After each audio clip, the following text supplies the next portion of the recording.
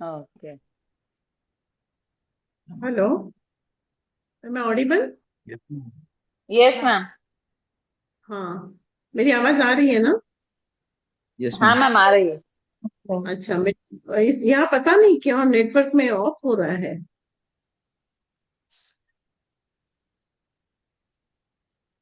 आप लोग को स्क्रीन दिख रही है? हाँ मैम, यस शेयर हो मैम। रहा हाँ। मेरा वीडियो ऑन है क्या? है। नहीं मैम, वीडियो ऑफ है आपका। अच्छा। हाँ, अब अभी दिख ऑन रहा है हुआ। ना? हाँ। Yes ma'am. ठीक है।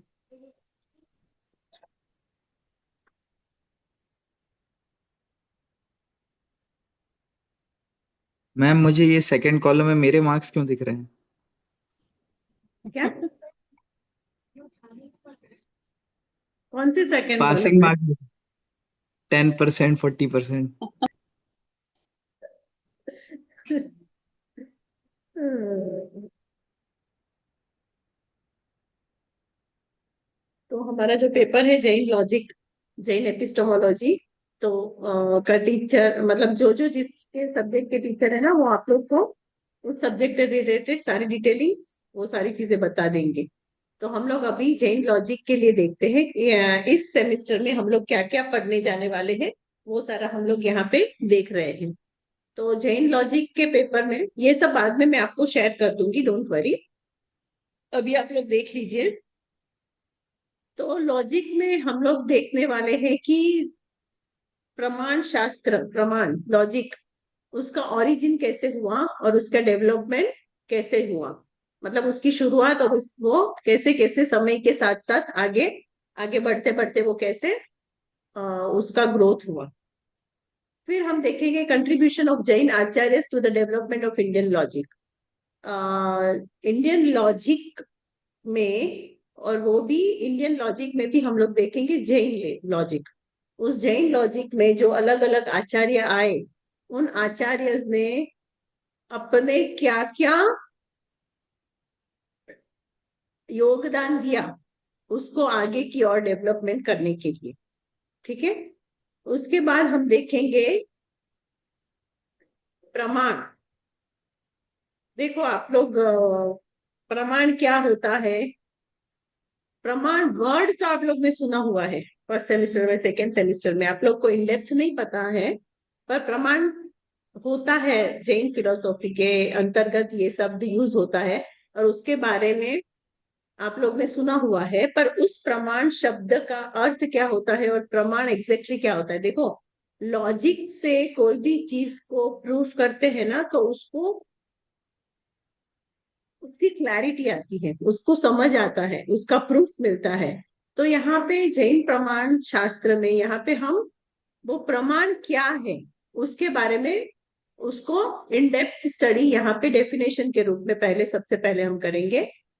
फिर प्रमाण को दूसरी फिलोसॉफी भी क्या कहती है उसको हम समझने की कोशिश करेंगे। फिर जब हम प्रमाण की बात करते हैं तो उसके क्या क्या कैरेक्टरिस्टिक्स होते हैं, क्या लक्षण होते हैं, क्या क्या चीजें होती है जिसके अंतर्गत हम उसे कह सकते हैं कि ये करेक्ट चीज है, करेक्ट प्रमाण है। और उसके बाद हम देखेंगे कि टाइप्स ऑफ प्रमाण, प्रमाण क्या होता है, वो कितने प्रकार के होते हैं, उसको हम जानने की कोशिश करेंगे। और आप लोग में ये सारी चीजें हम लोग कौन से यूनिट में करेंगे? फर्स्ट यूनिट में। फर्स्ट यूनिट में हम लोग इतनी सारी चीजों को डिस्कस करेंगे। उसके बाद हम लोग सेकेंड यूनिट में देखेंगे। देखो आप लोग घबराना नहीं, ऐसा नहीं है कि ये सारी चीजें टफ है। तो देखो, आपका प्रमोशन हुआ है, आप फर्स्ट सेमेस्टर से अभी सेकेंड सेमेस्टर में आ गए, और उसमें भी आपने पहले 2 सेमेस्टर पढ़ लिया, अभी थर्ड सेमेस्टर में आए हो, सेकेंड ईयर में आए हो, पर थर्ड सेमेस्टर में आ गए। तो जैसे जैसे आपका ज्ञान बढ़ता गया, जैसे फर्स्ट सेमेस्टर में आप लोग ने ज्वाइन किया तब ये सारी चीजों को कुछ भी नहीं जानते थे, पर धीरे धीरे धीरे धीरे आप लोग ने एक एक सब चीजों को जानने की कोशिश की, तो आप आगे बढ़ पाए। जब जैन धर्म को और इन डेप्थ में हमको पढ़ना है, तो उसके सारे नयों से हम उसको समझने की कोशिश करेंगे, पढ़ने की कोशिश करेंगे। ये सारी चीजें जानने के बाद हम पढ़ेंगे, तो हमारी क्लैरिटी और भी बढ़ जाएगी। हमें एक एक जो चीज पढ़ रहे हैं, तो उसको समझने की गहराई बढ़ जाएगी, तो हम उसको और भी अच्छी तरह से पढ़ पाएंगे। तो उस हिसाब से हम लोग को ये सारी चीजें भी पढ़नी जरूरी होती है। उसके बाद हम सेकेंड यूनिट में सबसे पहले क्या पढ़ेंगे? प्रत्यक्ष प्रमाण।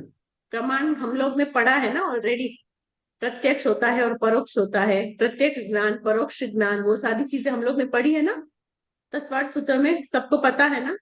ज्ञान के यस 5 भेद होते हैं। कौन से प्रत्यक्ष होते हैं, कौन से परोक्ष होते हैं, बोलिए।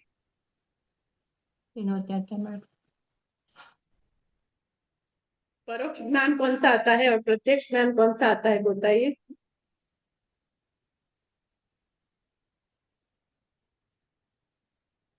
पर प्रत्यक्ष यानी जो कि आत्मा के द्वारा डायरेक्ट होता है, तो उसमें मन इसमें परिज्ञान और केवल 5 ज्ञान इंद्रियों आता की है। जरूरत नहीं होती, हाँ। हाँ। तो परोक्ष में कौन से आते और हैं? अवधि ज्ञान, प्रत्यक्ष में आएंगे अवधि ज्ञान, मन परिज्ञान, केवल ज्ञान, और परोक्ष में आएंगे श्रुत ज्ञान और मति ज्ञान। हाँ, तो पहला जो दो है मति और श्रुत, वो परोक्ष में आएगा। परोक्ष। अवधि केवल ज्ञान वो सारा प्रत्यक्ष में आएगा, क्योंकि वहां प्रत्यक्ष। इंद्रियों के और मन के जरूर नहीं होती है, वो डायरेक्ट आत्मा से ही उस ज्ञान को प्राप्त आत्मा किया से। जाता है।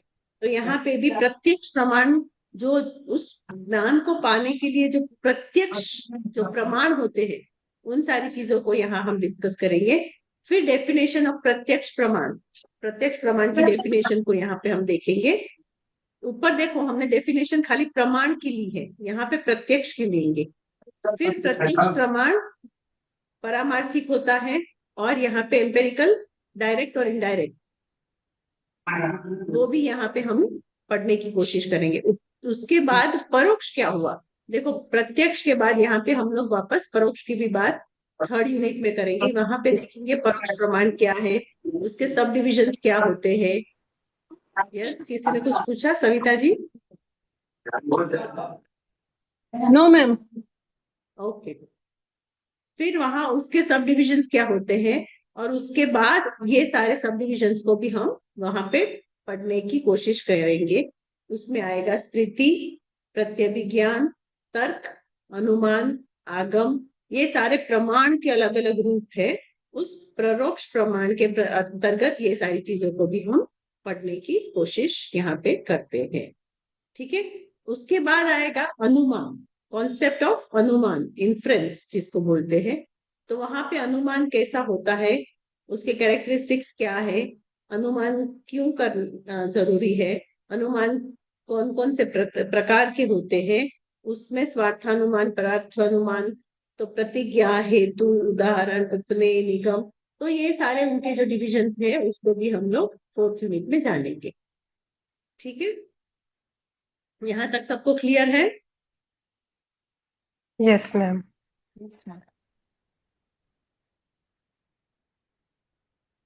किसी को कुछ डाउट है?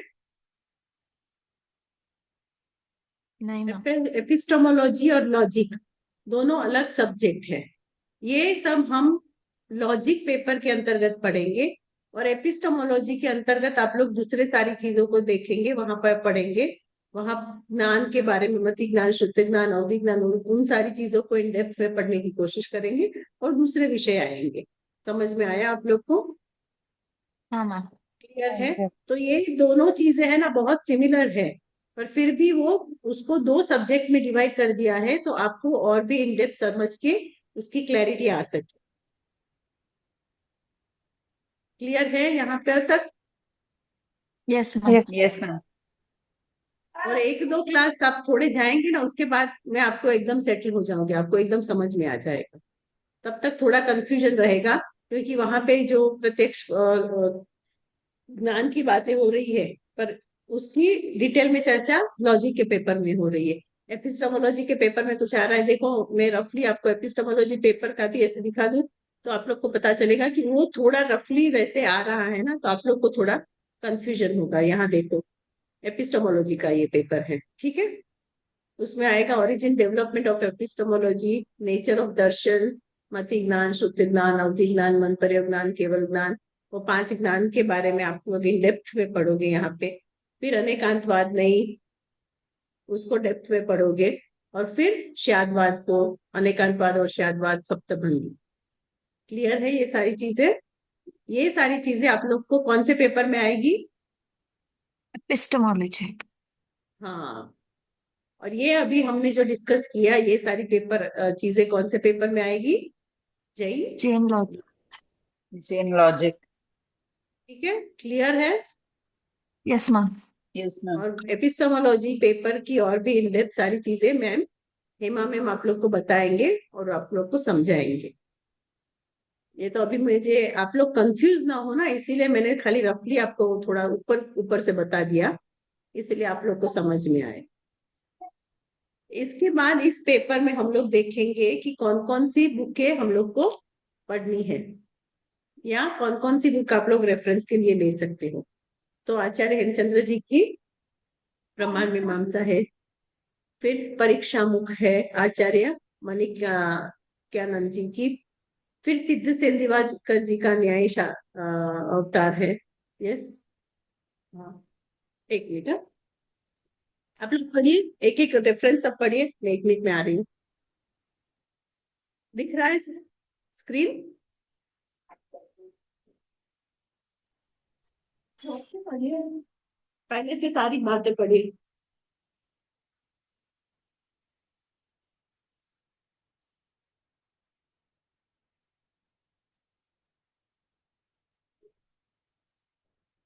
क्या हुआ, नहीं पढ़ पा रहे हो? राइटिंग बढ़े।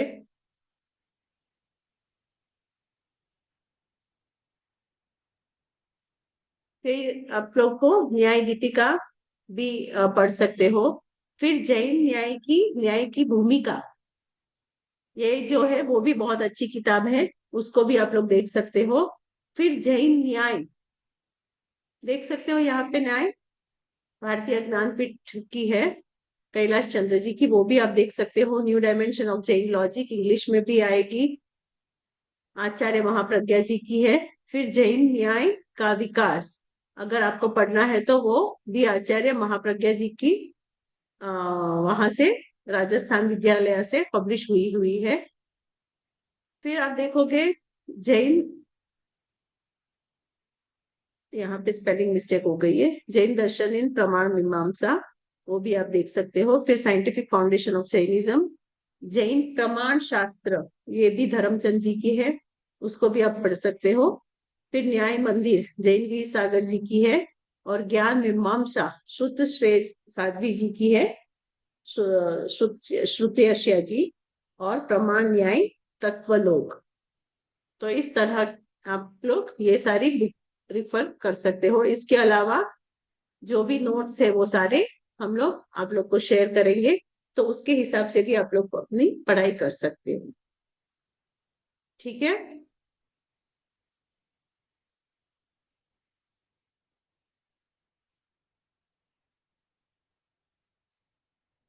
अभी हम देखें तो हम जो यहाँ पे आप लोग को दिखाया उस रेफरेंस में जाएंगे तो सबसे पहले हम लोग पढ़ेंगे जैन प्रमाण शास्त्र का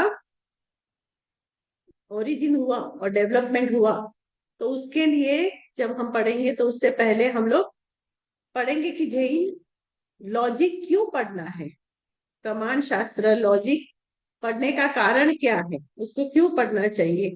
फिर जैन प्रमाण शास्त्र की जो जैन परंपरा है उसके हिसाब से जितने भी लॉजिशियंस आए, जितने भी शास्त्रकार आए, लॉजिक जिन्होंने भी किया, उन सारे के हम लोग नाम को पढ़ने की कोशिश करेंगे। उसमें बहुत सारे साहित्य युग जो हुआ ना, उसको प्रमाण मीमांसा में से उसमें जो सिस्टमेटिक वे से चला, तो वो उमा स्वाति जी है, कुंकुदाचार्य जी है, सिद्ध सेन दिवाकर है, न्यायवता शांति सूरी जी है, फिर समंत भद्र आप जिन्होंने आत्ममीमांसा वो सारी लिखी, फिर स्वयंभू स्तोत्र, मल्लवादी क्षमा श्रमण, जिनपद्रगण क्षमा श्रमण, फिर सिंह सूरी, सुमति पात्र स्वामी, श्रीधर कुमार नंदी, हरिभद्र सूरी, मतलब उन लोग की सीक्वेंस में जो लॉजिक चला और उन्होंने एक एक जन ने क्या क्या काम किया और उन्होंने कौन सी किताब लिखी, और उसके बाद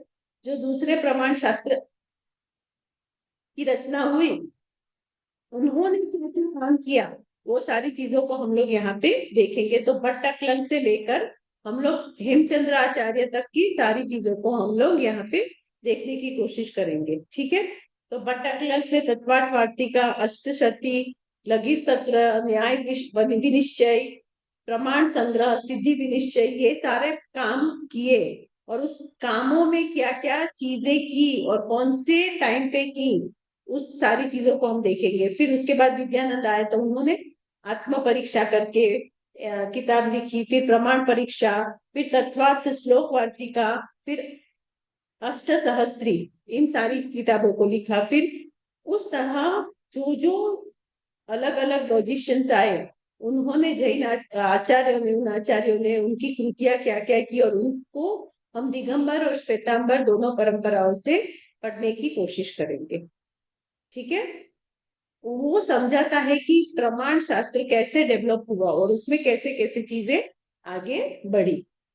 फिर प्रमाण लक्षण क्या है, प्रमाण जो हम बोलते हैं ना, तो उसके कैरेक्टरिस्टिक्स, उसका मुख्य लक्षण तो वो क्या होते हैं। जैसे कि वो ज्ञानात्मक होता है, वो स्व पर प्रकाशक वाला होता है, वो जो कहता है वो निश्चयवादी होता है, निश्चयात्मकता उसमें होती है। फिर वहां पे कोई संशय, डाउट, संशय आदि नहीं रहते हैं। उन दोष, जो संशय आदि दोष जो होते हैं ना, जिसकी वजह से धर्म में रुचि कम हो सकती है या ज्ञान में हम लोग गिर सकते हैं, तो वो सारी चीजों को यहाँ पे समझाने की कोशिश करेंगे। फिर उसके बाद हम लोग देखेंगे कि ये प्रमाण शास्त्र पढ़ने का मुख्य लक्ष्य क्या है। तो उसको हम लोग समझने की कोशिश करेंगे कि मुख्य लक्ष्य है सम्यक ज्ञान की प्राप्ति करना। सम्यक ज्ञान कैसे प्राप्त हो, उसकी दृढ़ता कैसे हो, वहां पे हम टिक के कैसे रहे, वहां पे आगे कैसे बढ़ सकते हैं। और फिर वो अपूर्वार्थ ग्रहिता होती है, वहां पे पूर्व पर एक दूसरे से कहा, वहां पे कोई आग्रह नहीं होता है, वहां पे कोई डिबेट नहीं होता है, एक दूसरे के लिए एक को समझ के और भी आगे बढ़ने का बात है, वही सच्चा ज्ञान है। ठीक है। फिर प्रमाण के भेद जो है ना, हम उसको समझने के लिए अलग अलग ग्रंथों में से थोड़ा थोड़ा निचोड़ देखने की कोशिश करेंगे। जैसे कि अनुयोगवाद सूत्र में प्रमाण के क्या भेद बताए हैं, तत्वार्थ सूत्र में प्रमाण के क्या भेद बताए हैं, न्यायावतार में प्रमाण के भेद। फिर भट्ट अक्लंक ने भी अपने तरह से अपने समय में प्रमाण के भेद बताए थे। उसके पश्चात जो जो हुए, जैसे कि वादी देवसूरी, उन्होंने और दूसरे आचार्यों ने भी थोड़े डिफरेंस के साथ प्रमाण के भेद बताए। उन सारी चीजों को हम लोग यहाँ पे समझने की कोशिश करेंगे।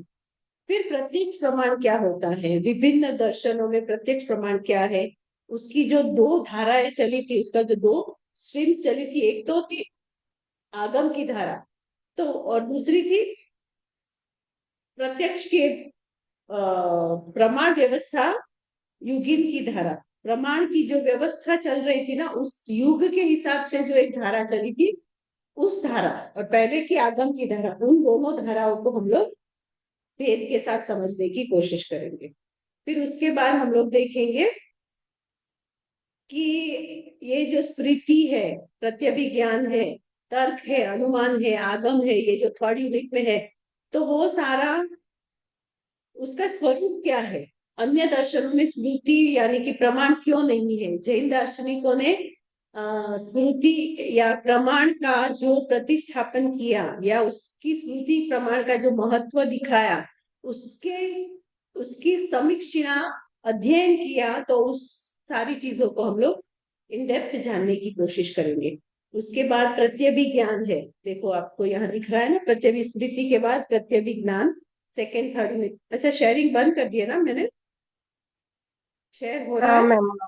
यस नहीं नहीं मैम। अच्छा, पर मैंने जो बताया था ना वही है। तो जैन दर्शन में प्रत्यभिज्ञान प्रत्यक्ष होता है और प्रत्यभिज्ञान में भिन्नता भी है। और अन्य दर्शन में प्रत्यभिज्ञान क्या है, जैन दार्शनिकों ने प्रत्यभिज्ञान का प्रमाण का प्रतिष्ठापन किया, उन सारी चीजों को वहां हम डिस्कस करेंगे। फिर तर्क प्रमाण में जैन दर्शन में तर्क का स्वरूप क्या है, वैदिक दर्शन में के बारे में भी यहाँ पे दिया हुआ है, पर हम उसको जस्ट ब्रीफ में समझने की कोशिश करेंगे। इन डेप्थ दूसरे सारे दर्शनों के हिसाब से इन डेप्थ में हम नहीं जाएंगे। पर जैन दार्शनिकों के द्वारा तर्क का जो प्रमाण रूप में संस्थापन किया, उसका समीक्षण हुआ, तर्क के प्रमाण बताए गए, उन सारी चीजों को हम लोग यहाँ पे देखेंगे। फिर अनुमान। तो अनुमान क्या है, अनुमान के लक्षण क्या है, उसके भेद क्या है। फिर सर्वार्थ अनुमान, उसमें हम देखेंगे कि जो साध्य विचार होते हैं उसके लक्षण हेतु जैन दर्शन में किस प्रकार से होते हैं। फिर उसका खंडन कैसे हुआ, उसका मंडन कैसे हुआ, उसकी समीक्षा कैसे हुई, वो सारी चीज जैन द्वारा जो स्थापित हुई है ना, विशिष्ट हेतु, उसके कारण हेतु, उसके पूर्वचर, उसके उत्तरेचर हेतु, सहचर हेतु, ये सारी चीज जैन में जो बताया गया है उसको समझने की कोशिश करेंगे। फिर उसके बाद आएगा परार्थ अनुमान।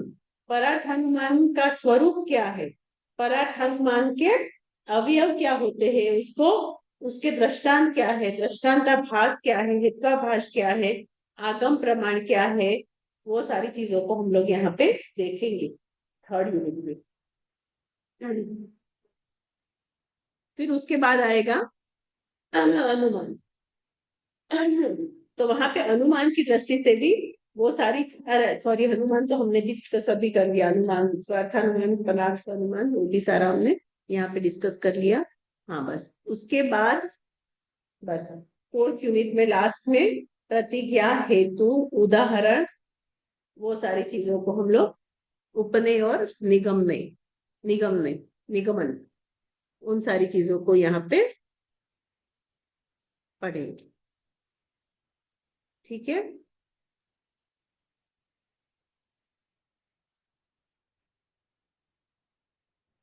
सबकी बोली बंद हो गई है। इंदिरा जी, आप कुछ बोल रहे मैम हैं, आप म्यूट में है। मैम सुन के ही ऐसा लग रहा है, माय गॉड ये सब क्या नए नए वर्ड्स पता नहीं। अभी पता नहीं है, पर आप चिंता मत कीजिए। एकदम सिंप्लीफाई करके, इजी से इजी करके मैं आपको, आप लोग को ये सारी चीजें समझा दूंगी ना, तो आप लोग को बाद में हार्ड नहीं लगेगा। थोड़ा थोड़ा धीरे धीरे क्लासेस करेंगे ना, फिर ये भी इजी हो जाएगा। इसमें भी कोई उतनी बात नहीं है, मतलब है थोड़ा डिफिकल्ट पेपर है, पर हमको आगे बढ़ना है तो थोड़ा तो नया सीखना ही है ना। Right ma'am, right. और जो आता है वही पढ़ते रहेंगे तो हमारा ग्रोथ कब होगा, हमारा विकास कब होगा। नई नई जी चीजें जैन मैम, दर्शन में है। जो है उन सारी चीजों को भी पढ़ेंगे, तो ही तो हम लोग समझ पाएंगे। Yes ma'am. हम्म, और बताइए, और क्या डाउट है।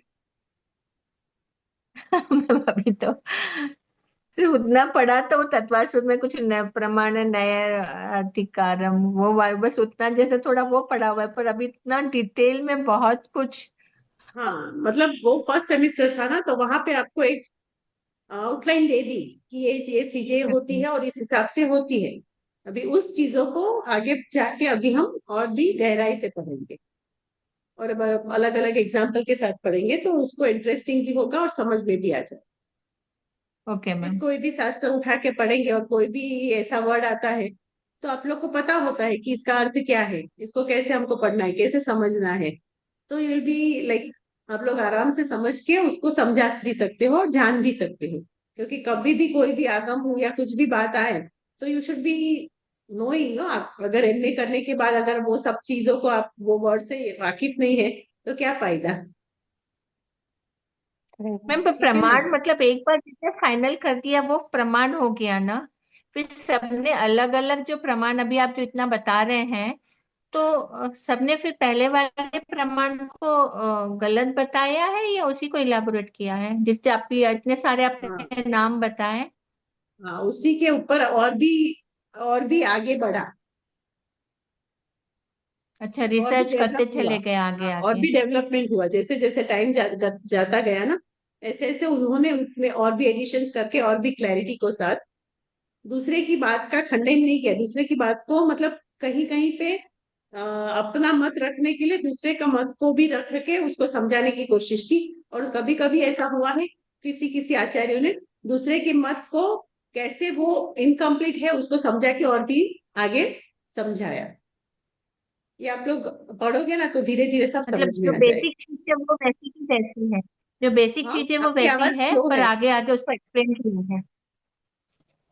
जो बेसिक चीज है वो वही की वही है, आगे आगे उसको ठीक से एक्सप्लेन किया है। हाँ, नहीं नहीं, बेसिक चीजें वो नहीं, उसमें एडिशंस हुए हैं, चेंजेस आए हैं, और उसके बाद वापस उसको अलग अलग आचार्य ने बताया है। आप दे पढ़ेंगे ना, फिर आपको क्लियर आ जाएगा। अभी आप लोग ने पढ़ा नहीं है ना, तो थोड़ा डाउट आपको राइट। रहेगा। पर चिंता मत कीजिए, वो सारी जी चीजें मैम। हम लोग एकदम इन डेप्थ डिटेल में हम लोग समझने की कोशिश करेंगे। जब तक आप नहीं समझोगे तब तक मैं आगे नहीं भागूंगी, डोंट वरी। बस टाइम टू टाइम ये क्लास तो में आ पता है जाएगा। मैम, आप पूरा कॉपरेट करते हैं। हाँ हाँ, ये तो आप पता है, आप पूरा कॉपरेट करते हैं मैम। और आप लोग क्लास में आएंगे तो आप लोग को समझ में आएगा। अगर क्लासेस अटेंड नहीं करेंगे तो थोड़ा डिफिकल्ट जा सकता है। इसीलिए देखिए कि आप लोग सारे क्लासेस अटेंड की करिए। श्रेय जी, आपके लिए यस मैम। हमारे चीफ गेस्ट जो क्लासेस में नहीं आते हैं,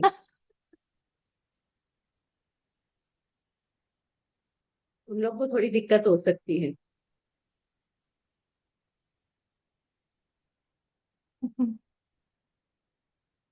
और बताइए क्या डाउट है कि हम लोग ये क्लास का थोड़ा शुरू करें? और कुछ डाउट है तो पूछ लीजिए। और कुछ क्लासेस का तो टाइमिंग हमारी या कुछ कंटिन्यू चीज के रहेगी ना बारे में आप लोग क्लासेस? जानना चाहते हो तो बता दीजिए, उसके बाद हम लोग क्लास शुरू करते हैं। क्योंकि अभी टाइम टेबल मुझे फाइनल बनाना है। तो आप लोग को अ, कुछ है प्रेफरेंस मंडे ट्यूजडे डेज की वजह से कि कुछ, तो आप बता दीजिए। डे तो टाइम उस हिसाब ओके से मैं मैम, टाइम टेबल। इवनिंग हाँ में खाना मीनाक्षी। बनाने का रहता है। डे टाइम ओके है मैम, 12 to ठीक है। 4 हमको तो, ठीक क्योंकि है। इवनिंग में मोस्टली खाने का टाइम रहता है, डिनर का बनाने का टाइम रहता है, ठीक है। इसलिए हम लोग वो वो एवरी इस बार से दिन वही नहीं समझ पॉसिबल। रहे थे। वही प्लान हाँ। किया है इस बार से कि शाम का क्लास नहीं रखे, सुबह का ही दिन का ही टाइम रखेंगे, 2 से 4 या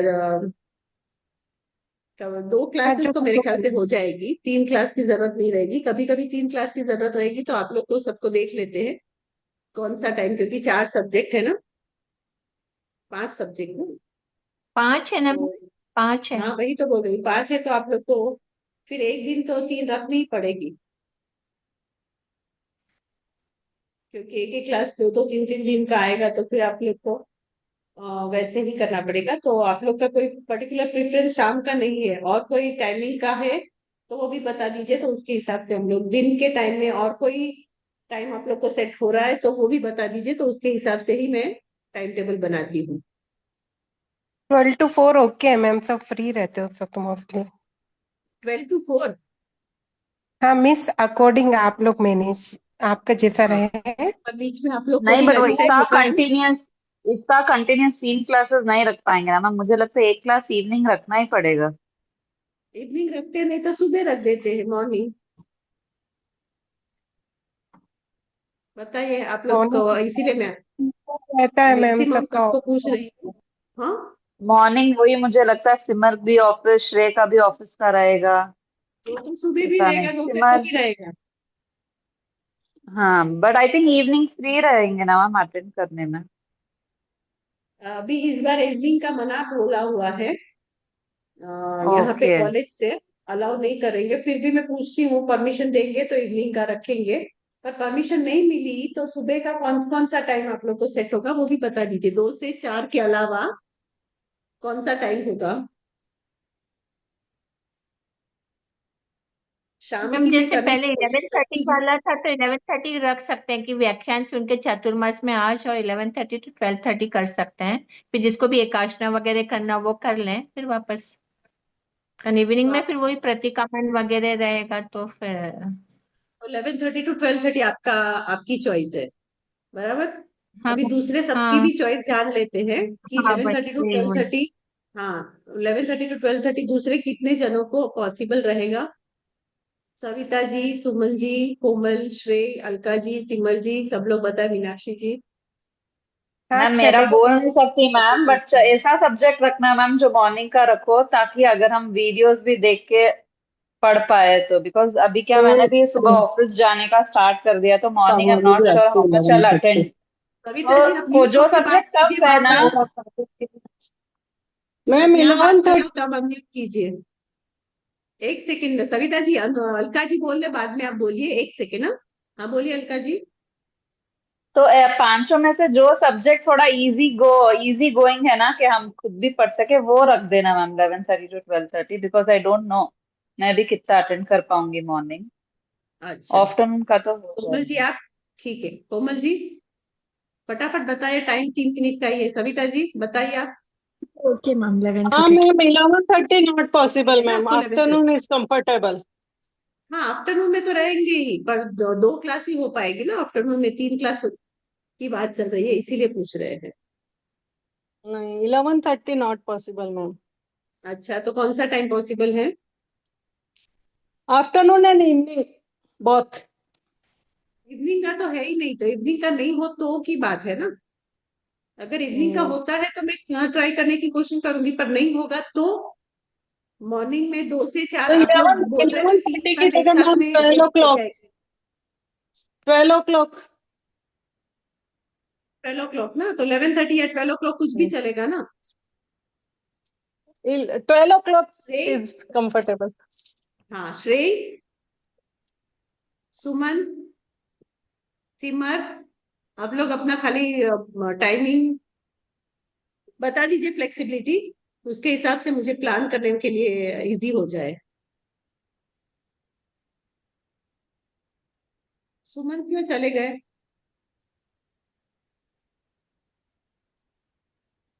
ठीक है, तो यहाँ पे मेरे ख्याल से श्रेय और सिमर अभी बात नहीं कर सकते हैं, तो आप लोग भी पूछ लीजिएगा और फिर मुझे पर्सनल में बता दीजिएगा वो लोग क्या बोल रहे हैं, उसके हिसाब से ही मैं टाइम टेबल प्लान करती हूँ।